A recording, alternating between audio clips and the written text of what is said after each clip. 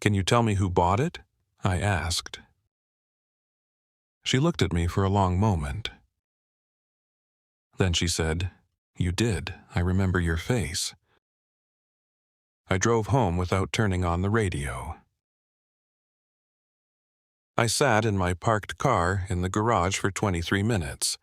I counted them. I had no memory of buying a prepaid card for $800. Not a fragment. Not a blur. Nothing. But a woman with no reason to lie had looked me straight in the eyes and identified me without hesitation. I started thinking about last November, about the months leading up to it. A major shipping contract had collapsed at work, and I was the one holding the blame. I was running on 4 hours of sleep most nights, skipping meals, working weekends. My body was present, but my mind was somewhere far away, just grinding through each day on autopilot. Could extreme stress do that? Could it carve out pieces of your memory and bury them somewhere you couldn't find? I didn't know, but I knew someone who might help me find the thread. I called my older brother, Stephen. Stephen lives in Cleveland, 2 hours north. We talk once a month, sometimes less. He's steady and quiet, the kind of person who listens more than he speaks. I told him everything. The receipt, the calendar entry, the gas station manager, all of it. He listened without interrupting. When I finished, there was a long silence. Then he said, "Daniel, I've been waiting for you to bring this up for almost a year." My grip tightened on the phone. He told me that on November 13th, the same night that calendar entry was created, I had called him just before midnight. He said I sounded calm, serious, focused, not distressed, like a man who had made a decision and was carrying it out carefully. I had told him I needed to send money to someone, anonymously, through a prepaid card. I had asked him to help me think through how to do it without the person knowing it came from me. And I had said, and Stephen quoted me exactly, the way you remember words that stay with you, I had said, "Someone has been carrying something heavy for me for a very long time, and I finally found out, and I can't pretend I don't know anymore." I sat completely still. Someone has been carrying something heavy. Who? I asked. Who was I sending it to? Stephen paused. You said a name, a middle name. You said Marcus. Marcus, the name on the receipt. I closed my eyes, and slowly, like a light coming on in a dark room, something began to surface from deep inside my memory. Marcus. That name. I had heard it before, years ago. As a child. My Uncle Clarence.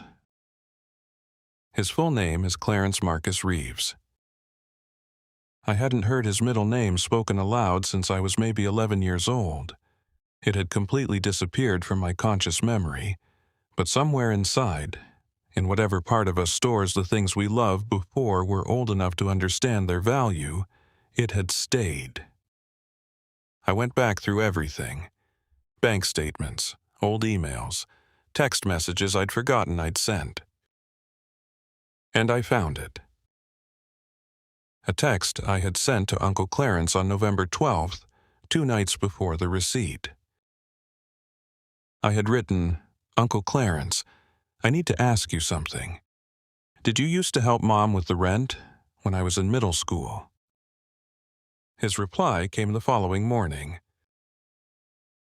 "Your mother asked me not to tell you, but yes, for about 4 years. Don't worry about it, Daniel. That's what family does." 4 years. 4 years of quietly, consistently, without ever mentioning it once, my Uncle Clarence had been helping my mother keep our family's head above water, while I was in school thinking we were somehow making it on our own, while I was building my story of self-reliance and hard work. There had been someone standing behind me the whole time, holding up the floor I was walking on. And I never knew. Until a text message, at 7 a.m. on a November morning, broke open something inside me that I hadn't known was locked. I could picture myself that night. November 13th. Late. Exhausted and emotional, and suddenly awake to a truth that had been hidden from me for over 20 years. Reaching for my phone, calling Stephen, pulling on my jacket, driving to that gas station before midnight. Loading $800 onto a prepaid card. Writing his middle name on the receipt so I would remember who it was for. Writing those letters on the back, RMB, Reeves, Marcus, because... And leaving myself that note in the calendar. Don't forget, he knows. Meaning, Uncle Clarence knows what he did for you. And now you know. Don't let yourself forget again. And then coming home, collapsing into bed after weeks of running on empty, and sleeping so deeply that the memory slid away like a dream you can't hold on to after morning. The receipt had been sitting in that jacket pocket for 11 months, waiting. I called Uncle Clarence that same evening. When he picked up, his voice was warm and a little surprised. It had been too long. I said, I know about the rent, Uncle Clarence, and I know about the card. A silence. Then he laughed, soft and low. I had a feeling it was you, he said. The handwriting on the envelope looked just like your father's. We talked for nearly 2 hours. He told me things about my father I had never known. Small things, the way he laughed, what he was like as a young man, things that made him real again in a way that 25 years had slowly faded. Before we hung up, Uncle Clarence said, Daniel, you didn't owe me a thing, but it meant the world. It really did. After I put down the phone, I sat in my apartment in the quiet. And I thought about all the receipts we throw away. Not just the paper kind, but the evidence of love. The small records of sacrifice that other people make for us, quietly, without announcement, without any expectation of being seen. My uncle sat in the back row of my baseball games, so I wouldn't feel the empty seat where my father should have been. He wrote checks my mother cashed in private. He answered a phone call at midnight without asking a single question. And I had been so busy building my life that I forgot to look back at who helped lay the foundation. Here's what I want you to take from this. In the past, someone carried something heavy for you, maybe quietly, maybe without ever telling you. Right now, there is still time to find them, call them, and say the 2 words that cost nothing but mean everything. Thank you. And in the future, be that person for someone else. Be the one who shows up in the back row. Be the one who helps without needing the credit.